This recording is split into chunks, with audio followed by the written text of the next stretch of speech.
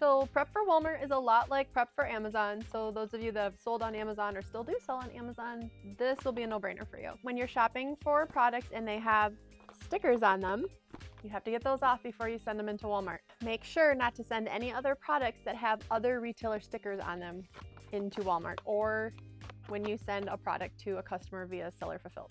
So what I use is a heat gun. And then afterwards, if I need to get the extra sticky off, I use WD-40 dry lube. It doesn't make the product wet, it dries right away, and it's odorless. Forgot to mention, but you're gonna need a Scotty peeler as well.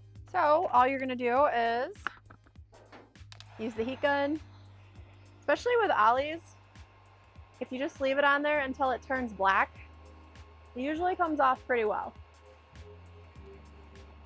So after it gets hot,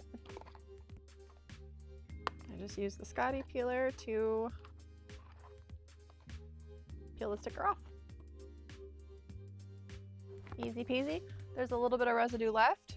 So then I just take a paper towel, spray a little bit on there, wipe it off, and all the sticky's gone. It's awesome. Similar to Amazon, you need to prep with poly bags anything that is exposed. So this is a toy, it's a stuffed animal, so we have to put it in a poly bag.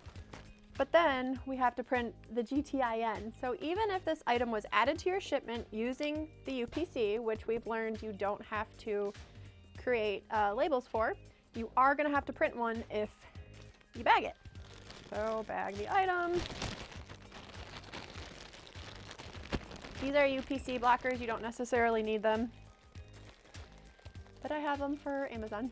And then just make sure that the label is clearly on the bag so that when your items get to WFS, they can scan them. Some of the other items you're gonna want a poly bag. We always poly grocery just because it's traveling with other items inside the box and we wouldn't want anything to get into the food or spill. If something flips up and is exposed, so like this is a cream, if this were to open, it would spill all over the box and all of your other contents. So we use gripper stickers. Just put one right over the top. It keeps it from opening, and then just poly bag it. Another item that you could gripper sticker if you wanted to are items like this that have a cap, but instead what I do is just poly bag, but then make sure that the poly bag is really tight. So this couldn't open if it wanted to, but to be safe, you could put a gripper sticker on it. That's probably the better way. We have just found that we don't have any issues when we just make sure that the poly bag is tight around the item because the cap can't come off. Another thing to watch for is anything breakable. So this is a perfume, it's a glass bottle. So we actually have these bubble polys, which are super helpful. Just stick it in there, peel it off. Looks like this, but then we take this and we put it inside a regular poly bag. So just a little bit more protection while it's traveling to both WFS and the customer. And then take your sticker and just stick it right on the top. We've sent hundreds of items, hundreds of items this way and never had any issues. So highly recommend. We also keep this, I sell beauty, so we keep this small one too for like eyeshadows, powders, things like that, because if they get dropped, they break and then they're useless. One of the biggest things that are different from creating a WFS shipment to creating a FBA shipment is the need to label with FN SKUs. So with Walmart, if your item was added to your catalog using the UPC, it doesn't need a GTIN label printed. So when you're creating your shipment, if you select UPC on the drop-down and then scan your item, if your item shows up there as add to order, you do not need to label the product. All right, then you're gonna scroll down. You're gonna add how many items that you had. We have 10. This is an individual item. We are not sending it as a case pack.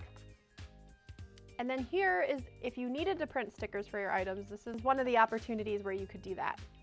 you would just select the printer button.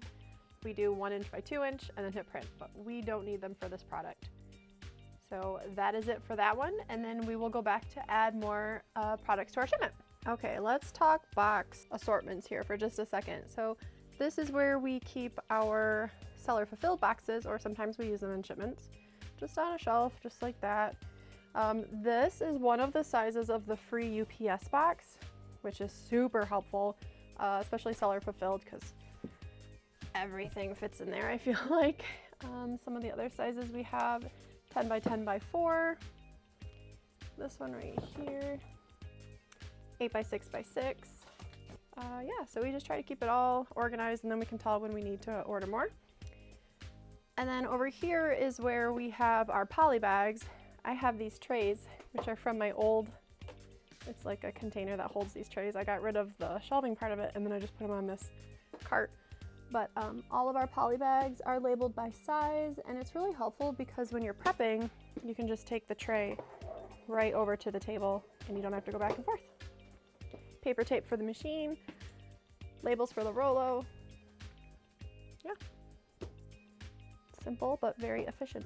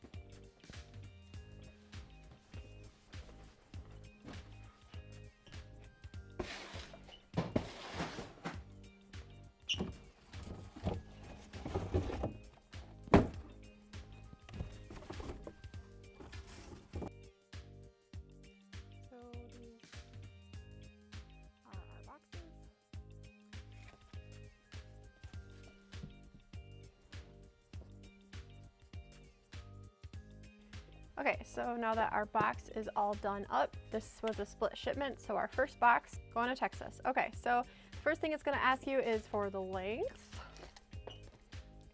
So 14, and the width, 12 and a half, let's just round up, and the height, 10 and a half, round up. The weight is, I'm going to do 10 and a half.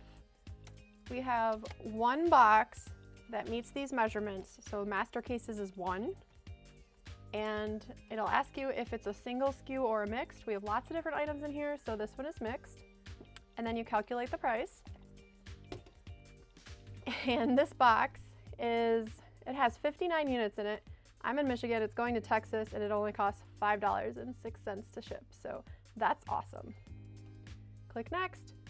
I skipped through this part, it's more for LTL. And then it's just gonna confirm that all of your dimensions and information are correct. You're gonna check the box down here, hit confirm. You get this cute little emoji that says your shipment is confirmed. Close that, and now you're gonna print your labels. So print labels, ship date, I'm gonna go drop it off today. Hit download. This will be your carrier labels, which is going to be FedEx. It's going to come up in a PDF. Just hit print. Make sure your printer is selected correctly, and then hit print. This should print out on a 4x6.